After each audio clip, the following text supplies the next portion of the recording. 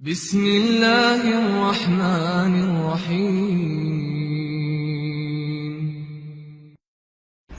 এখানেই আলোচনা শেষ করছি। নবী করিম সাল্লাল্লাহু আলাইহি সাল্লামের একটি দোয়া দিয়ে এক সাহাবীকে নবী করিম সাল্লাল্লাহু আলাইহি সাল্লাম দোয়া দিয়েছিলেন শিখিয়ে, যে এই দোয়াটি যদি পড়ো, নিয়মিত পড়ো, তাহলে তোমার ওপর যদি পাহাড়ের সমান পরিমাণ ঋণ থাকে, তাহলে আল্লাহ পাক তোমার ঋণ পরিশোধের ব্যবস্থা করে দেবেন, আর হালাল রিজিকে বরকত দান করবেন, হারাম রিজিক থেকে বাঁচিয়ে রাখবেন। এই দোয়াটি বলি, আল্লাহুম্মা কফিনি, কার মুখস্থ আছে?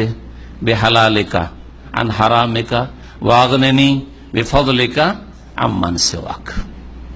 এক বচন দিয়ে নবী সাল্লাল্লাহু আলাইহি ওয়াসাল্লাম হাদিসে রয়েছে। কেউ যদি বহু বচন দিয়ে বলেন, তাহলে যেমন এখানে যখন দোয়াগুলি হয় কোনতে, তখন বহু বচন করে দেওয়া হয় সেটাকে, যেহেতু মুসল্লির সাথে আল্লাহুম্মা কফিনা বিহালালিকা আন হারামিকা ওয়াগনিনা বিফদলিকা আম্মান সিওয়াক। তরজমাটা বলে দিই, আল্লাহুম্মা কফিনি বিহালালিক, আল্লাহ তোমার হালাল আমার জন্য যথেষ্ট করো, হালাল রুজি আমার জন্য কি করো?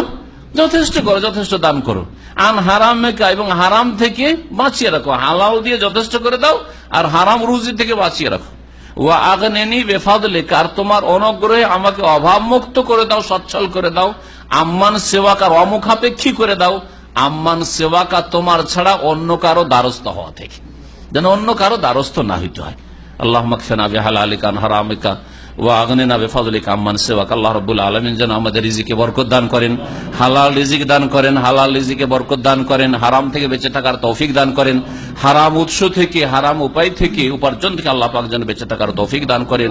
কিয়ামতের দিনে আল্লাহ রাব্বুল যে সব হিসাব নেবেন, তার একটি হচ্ছে ওয়ান মালিহি, আপনার পয়সার ধন সম্পদের হিসাব, আপনার জমি জায়গার হিসাব আল্লাহ নেবেন।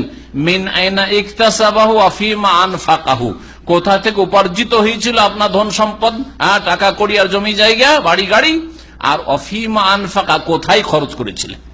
তাহলে টাকা কোথা থেকে এসছে এটাও হিসাব দিতে হবে, আর টাকা কোথায় খরচ হয়েছে তারও হিসাব দিতে হবে। আল্লাহ পাক যেন এসব সম্পর্কে চিন্তাশীল হওয়ার তৌফিক দান করেন, আল্লাহ তাকওয়া অর্জন করার যেন তৌফিক দান করেন।